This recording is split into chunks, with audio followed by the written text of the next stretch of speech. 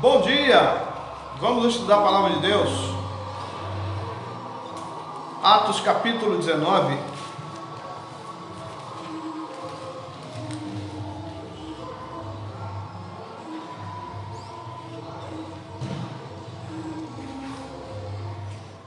Hoje nós vamos falar sobre o batismo com o Espírito Santo.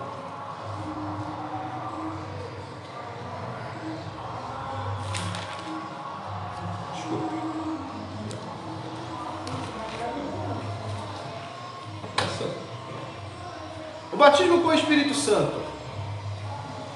Atos 19, de 1 a 7.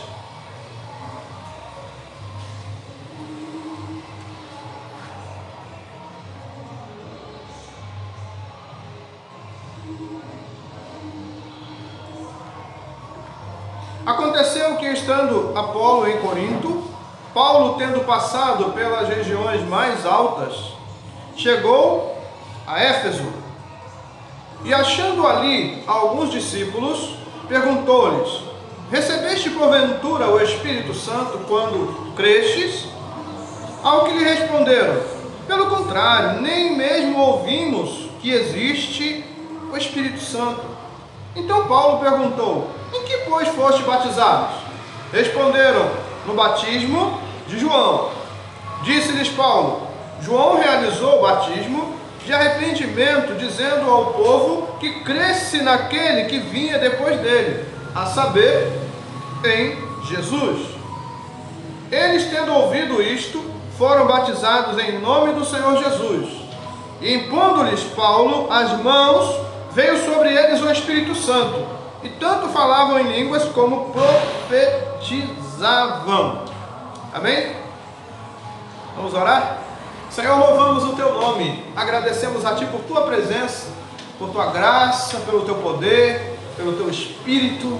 Pai, que nesta manhã o Senhor possa falar conosco e transformar as nossas vidas, que sejamos transformados de dentro para fora, que nesta manhã o Senhor possa derramar sobre nós o Teu Espírito, Senhor, que sejamos abençoados e guardados por Tua mão. Também oro por cada pessoa que vai estar conosco, Senhor, pela internet, as pessoas que vão assistir depois, que o Senhor possa derramar do Teu Espírito sobre elas também, e sejam alcançadas por esta graça maravilhosa, que o Senhor possa agir, Senhor, de forma poderosa em cada vida, em cada coração. Nós oramos aqui, Senhor, agradecidos por Tua presença, por Tua palavra que acabamos de ler, Pai, que as Escrituras possam gerar vida em nós, possa aumentar a nossa fé e abrir, Senhor, os nossos olhos espirituais. Nos abençoe nesta manhã, em nome de Jesus.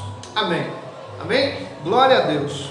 Vamos para o texto, né?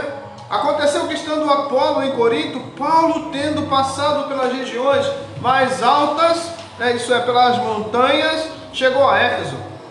E achando ali alguns discípulos, perguntou-lhes: recebeste porventura o Espírito Santo quando crestes? Os discípulos responderam: pelo contrário, nem mesmo ouvimos que existe o Espírito Santo. O que aconteceu aqui? Apolo, que foi também um parceiro de Paulo no Evangelho, passou pregando arrependimento, falando de Cristo, e ele batizava as pessoas no batismo nas águas, que era o batismo de João, né? Que o batismo de João era o quê? Arrependei-vos, pois é chegado o reino dos céus. Então Apolo vem trabalhando, fazendo um excelente trabalho, né? Foi um dos evangelistas poderosos, né? Da nova era. Então Apolo estava trabalhando com afinco, mas Apolo também não conhecia o Espírito Santo. Ele recebe essa missão de pregar o Evangelho, ele prega, ele batiza pessoas, ele fez bastante coisa para o reino, mas ele não falou, né, sobre o Espírito Santo.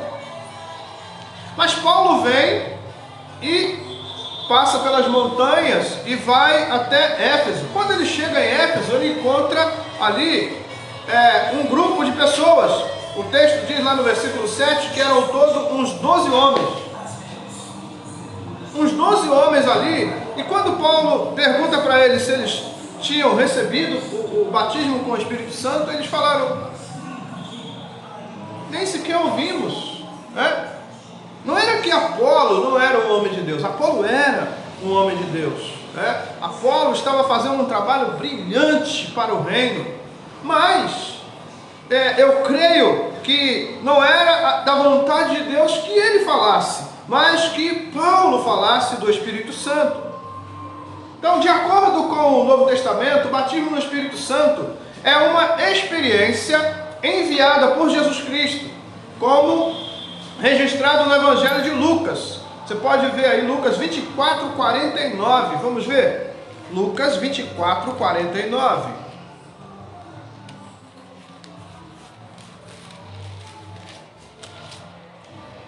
Lucas 24, 49. Eis que envio sobre vós a promessa de meu Pai. Permanecei, pois, na cidade, até que do alto sejais revestidos de poder. Então essa é uma palavra de Jesus para os cristãos daquela época, né? E esta palavra chega a nós hoje. Aí, Jesus descreveu como sendo o quê? A promessa do seu Pai, né? A promessa do Pai aos crentes que receberiam este poder do alto. E aqui é interessante, Jesus dá uma ordem, ele diz: permanecei na cidade, isso é, Jerusalém, permanecei na cidade. Aí eles teriam que permanecer ali para receberem essa promessa, porque foi essa palavra de Cristo. Então, de acordo com o livro de Atos dos Apóstolos, Jesus ainda se refere ao batismo com o Espírito Santo como uma experiência através da qual os seus discípulos iriam experimentar. E a gente pode ver Atos, volte aí no capítulo 1 agora, no versículo 8. Veja que coisa mais linda, coisa mais maravilhosa o Senhor traz para nós. Mas recebereis poder ao descer sobre vós o Espírito Santo, e sereis minhas testemunhas, tanto em Jerusalém, como em toda a Judeia e Samaria, e até aos confins da terra. Então veja, para termos o poder de Deus nas nossas vidas, nós precisamos receber o Espírito Santo. O poder não é humano, o poder não é nosso, o poder é do Espírito Santo. Então, quando nós recebemos o Espírito Santo nas nossas vidas, o que vem junto conosco, para nós? Poder.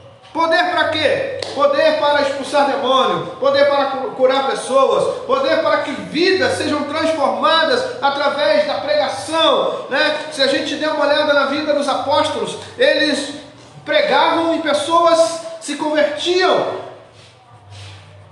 Pedro, em 2 pregações de Pedro, olha, foram 8.000 almas à frente, né? Uma com 5.000, a outra com 3.000. Por quê? Porque era um homem cheio do Espírito Santo, era um homem cheio da graça de Deus. Aí, Atos capítulo 1, versículo 5, vai dizer algo interessante também. Volte um pouquinho, Atos 1, 5. Porque João, na verdade, batizou com água, mas vós sereis batizados com o Espírito Santo, não muito depois destes dias. Então veja, o Espírito Santo, ele veio para que a igreja pudesse experimentar essa experiência, para que a igreja tivesse a sua vida, o seu coração ligado ao coração de Deus. Porque se o Espírito Santo não viesse, seríamos apenas historiadores. Contaríamos histórias como hoje tem os historiadores, né, que falam da história do Brasil, da história disso, da história daquilo, mas eles não têm o quê? Poder. O poder é dado à igreja, aquele que crê em Cristo. Então, o Espírito Santo é derramado sobre todos aqueles que crêem no Senhor Jesus, né? E como Jesus disse em Atos 1:8, ele disse: mas recebereis poder ao descer sobre vós o Espírito Santo, e sereis minhas testemunhas. Então nós recebemos o Espírito Santo em nossas vidas, não apenas para sermos um historiador, não, eu sou um teólogo, eu falo de teologia, eu faço isso, eu faço aquilo, eu sou palestrante, eu palestro sobre as Escrituras Sagradas, nada, não é só isso, mas para que o poder de Deus se manifeste no meio do povo, não só no meio do povo da igreja, mas quando nós chegarmos no mundo, chegarmos em qualquer lugar, no beco, numa praça, num bar, numa rua, numa viela, onde nós chegarmos, o poder de Deus chegar junto e as pessoas receberem o poder do Senhor em suas vidas. Aí tem um texto lindo aqui, maravilhoso, né? Que essa promessa de Cristo não ficou apenas numa promessa. Essa palavra não ficou apenas numa promessa. Quando Jesus lança essa palavra, dando as pessoas a permanecerem na cidade, aqueles que permaneceram, receberam. Então veja aí, Atos 2, de 1 a 4. Ao cumprir-se o dia de Pentecostes, estavam todos reunidos no mesmo lugar. De repente, veio do céu um som como de um vento impetuoso e encheu toda a casa onde estavam assentados. E apareceram distribuídas entre eles línguas como de fogo, e pousou uma sobre cada um deles. Todos ficaram cheios do Espírito Santo e passaram a falar em outras línguas, segundo o Espírito lhes concedia que falassem. Veja que interessante. Jesus traz uma promessa. Jesus fala que essa promessa, ou essa palavra que ele libera, era uma promessa do Pai, que aqueles que permanecessem na cidade receberiam algo diferente. Eles não sabiam o que era isso. Então veja o que acontece. Quando se cumpre o dia de Pentecostes, eles estavam reunidos no mesmo lugar, obedecendo a palavra de Cristo, e aí, de repente, vem algo que eles não esperavam no momento que não esperavam, e o poder de Deus desce sobre eles, e eles são batizados com o Espírito Santo. Aí, o texto diz que eles ficaram como? Cheios do Espírito Santo e passaram a falar em outras línguas, segundo o Espírito lhes concedia que falassem. Deixa eu parar aqui. Tem gente que pensa que ser batizado no Espírito Santo é apenas para falar em outras línguas. Tem gente que é batizado no Espírito Santo, não fala em outras línguas, mas tem outros dons. Porque quantos são os dons? Eu já vi um irmão orando, falando: Senhor, me dê os 9 dons, Senhor, me dê os 9 dons, Senhor, me dê os 9 dons. Mas Deus não tem só 9 dons. Quantos dons tem em Deus? Não sabemos, né? Não sabemos. Deus os dons em Deus são infinitos. Mas nós temos aqui 3 relações. Romanos, vamos um pouquinho à frente, Romanos 14. Não, Romanos 12, 3 a 8. Romanos capítulo 12, do versículo 3 ao versículo 8. Vendo ser isto agradáveis aos judeus, prosseguiu, prendendo também. Deixa eu ver. Não, estou errado. Desculpa, é Romanos, eu estou em Atos. Romanos 12, 3. Porque pela graça que me foi dada, digo a cada um dentre vós, que não pense de si mesmo além do que convém. Antes pense com moderação, segundo a medida da fé que Deus repartiu a cada um. Porque assim como num só corpo temos muitos membros, mas nem todos os membros têm a mesma função, assim também nós, conquanto muitos somos um só corpo em Cristo e membros uns dos outros, tendo porém diferentes dons, segundo a graça que nos foi dada. Se é profecia, seja segundo a proporção da fé. Se ministério, dediquemo-nos ao ministério. Ou o que ensina, esmere-se no fazê-lo. Ou o que exorta, faça-o com dedicação. O que contribui, com liberalidade. O que preside, com diligência. Quem exerce misericórdia, com alegria. Então veja, são vários dons. Mas o que a gente vê aqui é que aquele que recebe um dom precisa aplicar esse dom da melhor forma possível, com amor, com reverência, né? Com um coração grato, fazer para que as pessoas que recebam a sua ministração sejam abençoadas. Aí tem uma outra relação, Romanos 12, agora é Coríntios 12, 1 Coríntios 12.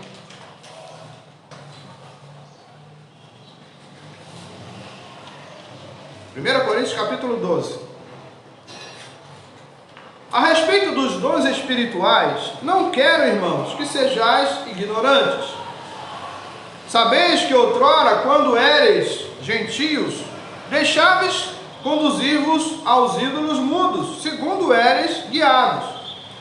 Por isso vos faço compreender que ninguém fala pelo Espírito de Deus,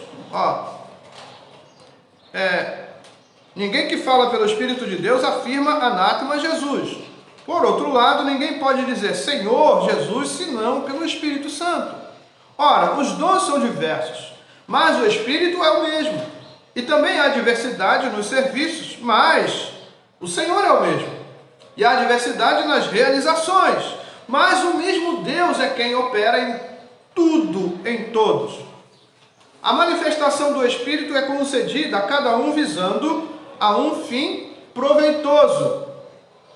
Porque a um é dada mediante o Espírito a palavra de sabedoria, e a outro, segundo o mesmo Espírito, a palavra do conhecimento, a outro, no mesmo Espírito, a fé, a outro, no mesmo Espírito, dons de curar, a outros, operações de milagres, a outro, profecia, a outro, discernimento de espírito, a um, variedade de línguas, a outro, capacidade para interpretá-las.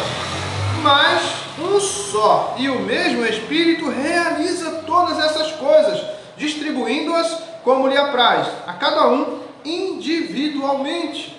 Então nós não sabemos o que o Espírito pode fazer, mas a palavra diz que nós temos que buscar os melhores dons, né? Então nós temos que ter o quê? Uma vida ligada ao Espírito Santo de Deus. Uma vida de oração, uma vida de palavra. Nós temos que clamar ao Espírito Santo. Não podemos ser apenas um crente que vem à igreja e volta para casa, que vem à igreja e volta para casa, põe a sua Bíblia debaixo do braço e tal, e diz, estou com a Bíblia e não abro. Tem que abrir, tem que orar, tem que clamar, tem que buscar, tem que ter uma ligação com o Espírito Santo.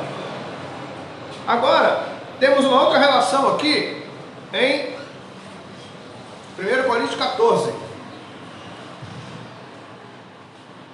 1 Coríntios capítulo 14 diz: segui o amor e procurai com zelo os dons espirituais, mas principalmente que profetizeis, pois quem fala em outra língua não fala a homens, senão a Deus, visto que ninguém entende e em espírito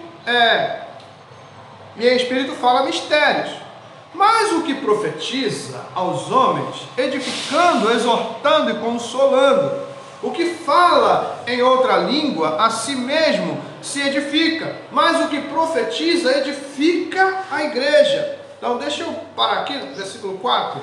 Essa profecia aqui é o quê? É a ministração da palavra de Deus. Tem gente que acha que a profecia é você chegar lá na hora o pregador está ali pregando a palavra de Deus, e se levanta alguém como profeta, como profetiza e para o culto e começa a falar algumas coisas. Não é isso. Isso não é profecia. Isso é profetada, Profecia é algo ligado ao Espírito Santo. Se o Espírito Santo não é desordenado, Deus não é bagunceiro, O Espírito Santo é disciplinado. Então imagina, tem uma pessoa pregando, aí o outro levanta, né? E, peraí, onde está a razão? Quem está com a razão? O que está pregando ou o outro que levantou lá e fala, eu, o Senhor vos digo? Peraí, é o Senhor que está falando lá ou está falando aqui? Isso é o quê? Bagunça, né? Deus não é Deus de confusão, a Bíblia diz isso. Então, a profecia é o quê? É a palavra ministrada, é a palavra pregada. E então a gente tem que entender, né, o que a Bíblia quer que nós entendamos. Volte para o versículo 5. Eu quisera que vós todos falasseis em outras línguas. Mas, aí ele disse, muito mais, porém, que profetizasseis, pois quem profetiza é superior ao que fala em outras línguas, salvo se as interpretar, para que a igreja receba edificação. Então, versículo 5 aqui, olha só, a gente está aqui, né, e eu começo a falar em mistério. E aí? E a igreja? Né? Eu começo a falar em mistério aqui, agora eu vou até o final do culto falando mistério, e o povo fica assim, ué, peraí. Aí tem gente que fica, aleluia, glória a Deus, mas peraí, você está recebendo o quê? Você está entendendo o quê? Então por isso, o apóstolo diz que aquele que profetiza é maior do que aquele que fala em mistério, porque aquele que fala em mistério edifica a sua própria vida, ele está falando diretamente com Deus, né? Edificando a sua própria vida, mas o que profetiza, isso é, aquele que prega, aquele que traz a palavra, aquele que traz o ensino, aquele que vai trazer uma palavra para que ponha você no seu lugar, esse é o profeta, é esse que vai edificar a igreja, como diz o versículo 4. Versículo 6, agora porém, irmãos, se eu for ter convosco falando em outras línguas, em que vos aproveitarei? Olha só o que ele diz, se vós não falar por meio de revelação, ou de ciência, ou de profecia, ou de doutrina. É assim que instrumentos inanimados, como a flauta, ou cítara, quando emitem sons, se não os derem bem distintos, como se conhecerá o que se toca na flauta ou cítara? Então ele está dizendo, um instrumento inanimado, né, como a flauta, deixa eu fazer aqui digamos, uma flauta, aí você está aqui, aí você está com uma flauta, você vai tocar a flauta. Se você não tocar a flauta com as notas corretas, como é que a pessoa vai saber que música você está tocando? As notas estão erradas, né? Aí você quer tocar, te exaltamos, ó Cordeiro Santo de Deus, mas você está tocando de um jeito que ninguém entende. Que música é essa? Aí você fica assim, né? Rapaz, que música esse irmão está tocando? Aí um catuca o outro assim, entendeu que música é essa? Tá sabendo? Não. Aí depois pergunta, irmão, que música era aquela que você tocou? Não, eu estava tocando aquela música. Exaltamos ao Cordeiro. Rapaz, você estava fora do tom demais. Não dava para entender, não. Você estava cantando outra coisa, não dá para entender. É assim que acontece, né? Quando as pessoas querem trazer o dom, né, de línguas à frente da profecia. A profecia é o quê? A profecia é a palavra ministrada. A profecia é uma palavra organizada. E mais, é tão organizada que o pregador precisa de direção de Deus. Por quê? Porque a palavra de Deus não é do homem. E quando o homem começa a falar dele, sabe o que acontece? Vou usar um termo bem chulo aqui agora. Enche linguiça. Quando nós falamos da nossa parte, estamos apenas enchendo linguiça. Mais nada. Mas quando Deus fala, quando Deus usa, quando Deus traz, né, de dentro para fora, aí as pessoas são abençoadas. Então nós precisamos entender o que a palavra quer para nós. Volte ao versículo 7. 8, né? Versículo 7 já foi. Pois também, se a trombeta der som incerto, quem se preparará para a batalha? No quartel, é interessante, existem vários toques de corneta. O corneteiro vai, senta para aprender, né? Tocar. Mas quem não é corneteiro vai entender o toque que o corneteiro aprendeu. Todos têm que entender. Por quê? Porque no toque lá ninguém chama ninguém. Está acontecendo alguma coisa agora. Não, o corneteiro vai lá, põe a corneta e toca. Quando ele toca, todo mundo sabe, todos, desde o general até o último soldado, sabe o que o corneteiro está falando. É uma mensagem que todos entendem e todos vão cumprir com aquilo, né? Então, digamos que está na hora do almoço, está todo mundo espalhado, né? Pelas suas sessões. No alojamento não pode, né? No alojamento pode não. Né? Você vai para a sua sessão, você fica debaixo de uma árvore, vai para a quadra e tal, e deita no chão e tal, aí você está lá, beleza. Corneteiro, antes de terminar o horário do almoço, o corneteiro recebe uma ordem do general, do coronel, né? Do superior. O corneteiro vai lá, passa a mão na corneta e toca. Quando ele toca, não importa onde você esteja, tocou, todo mundo ouve, né? Corneta, o toque é alto, então o quartel inteiro vai ouvir. E quando ouve, sabe o que acontece? Todo mundo faz a mesma coisa, vai para o mesmo lugar. Digamos, reunião na quadra. Corre todo mundo para a quadra. E é coisa rápida. O corneteiro tocou lá, vai todo mundo rápido. Não fica ninguém, mas poxa, tocou agora por quê? Nada disso. Levanta e corre. Por quê? Porque ele sabe que é uma ordem superior. E o superior está lá de pé esperando. Aí quando a gente chega, né, o superior já está lá pronto, ó, esperando todo mundo entra e forma. Então, a corneta não pode dar um toque errado. Digamos que o superior fala com o corneteiro, olha, deu um toque agora para todo mundo se colocar em forma na quadra. Aí o corneteiro vai e dá um outro toque. Não vai ninguém para a quadra. Por quê? Porque comunicação não é o que se diz, comunicação é o que se entende. Então nós precisamos entender isso, né? Então voltando aqui agora, né, lá no versículo 8 ainda, pois também se a trombeta der som incerto, quem se preparará para a batalha? Assim vós, se com a língua não disserdes a palavra compreensível, como se entenderá o que dizeis? Porque estareis como se falasses ao ar. Há sem dúvida muitos tipos de vozes no mundo, nenhum deles, contudo, sem sentido. Isso olha, se você está numa empresa, né, tem uma empresa aqui, tem uma empresa aqui. Uma empresa aqui fala de petróleo e a outra aqui fala de gás. Se você chegar com a sua reunião, né, da sua empresa de gás e falar de gás na empresa de petróleo, as pessoas que estão lá vão ficar assim. Está falando de quê? Estranho. E se o outro sair lá do petróleo e falar lá na outra empresa de gás, né? Eu falo, que isso? Está falando o quê? Não, aqui a gente não sabe o que é petróleo, a gente não fala de petróleo, fala de gás, né? Então nós precisamos ter o quê? Uma comunicação exata.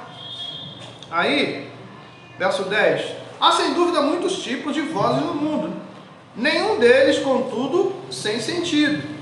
Se eu, pois, ignorar a significação da voz, serei estrangeiro para aquele que fala, e ele estrangeiro para mim.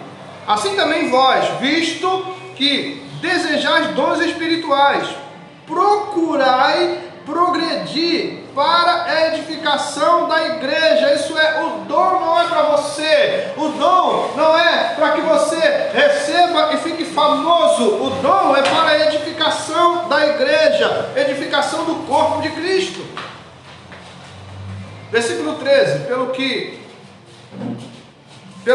o que fala em outras línguas, deve orar para que possa interpretar, né? Você fala em outra língua, mas você não interpreta, você não traz uma interpretação disso, A edificação é só sua, né? A igreja não vai ser edificada. Verso 14. Porque se eu orar em outra língua, o meu espírito ora de fato, mas a minha mente fica infrutífera. Isso é, eu não estou transmitindo nada. Que farei, pois? Orarei com o espírito, mas também orarei com a mente. Cantarei com o espírito, mas também cantarei com a mente. E se tu bendisseres apenas em espírito, como dirá o indouto, o amém, depois da tua oração de graça? Como é que a pessoa vai falar amém? E tem gente que fala amém por tudo, né? Você fala, vamos abrir a Bíblia, amém. Fechar a Bíblia, amém. Vamos sair da igreja, amém. Vamos entrar na igreja, amém. Vamos abrir a porta, amém. Me dá um copo d'água, por favor, amém. Não, não é assim não, amém é concordando com o que você está entendendo, com aquilo que está sendo ministrado. Então a gente precisa ter uma mente sábia, madura, né? Sadia, para a gente entender a palavra de Deus. Então vamos voltar. Versículo 17. Porque tu de fato dás bem as graças, mas o outro não é edificado. Dou graças a Deus porque falo em outras línguas, mais do que todos vós. Contudo, prefiro falar na igreja 50 palavras com o meu entendimento, para instruir outros a falar 10.000 palavras em outras línguas, né? Em outra língua. Então veja só, o dom de língua é importante? Importante. Por quê? Porque ele nos edifica. É uma conversa entre nós e Deus. Mas ele é mais importante que o dom de profecia? Não. O dom de profecia é mais importante por quê? Porque o dom de profecia vai atingir as pessoas, né? As pessoas vão receber a palavra de Deus e vão ser edificadas na palavra. Então, que nós possamos entender isso. Nós precisamos do Espírito Santo em nossas vidas. Precisamos da palavra da graça que vem do Espírito Santo de Deus. E assim seremos edificados. Assim recebemos a palavra com alegria e seremos salvos. Porque a palavra do Senhor vem para gerar salvação em nós. Amém? Quero orar. Vamos colocar de pé.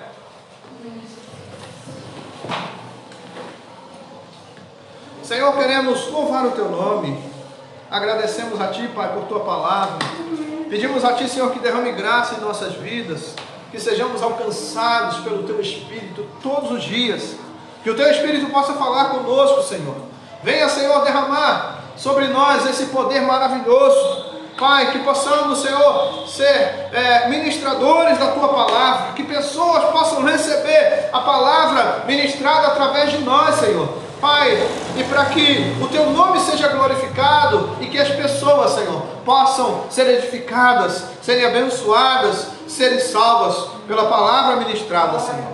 Agradecemos a Ti por tudo que aconteceu nesta manhã, neste lugar. Pedimos a Ti, Senhor, que venha nos fortalecer a cada dia e trazer alegria aos nossos corações para que possamos receber a Tua palavra, Senhor, em nome de Jesus. Amém.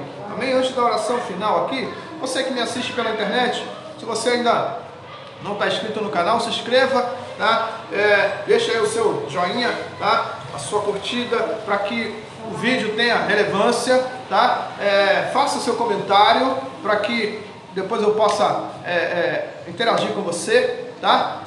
Acione o sino na posição todas, aquela parte pretinha, para que você possa receber os próximos vídeos. E compartilhe, seja um missionário, uma missionária, compartilhe a palavra de Deus para que outras pessoas também recebam o que você recebeu nessa manhã, tá bom? Vamos orar. Senhor, nós louvamos o Teu nome. Agradecemos a Ti por esta manhã, agradecemos a Ti pela Tua palavra ministrada. Pedimos a Ti, Senhor, seja conosco, Pai.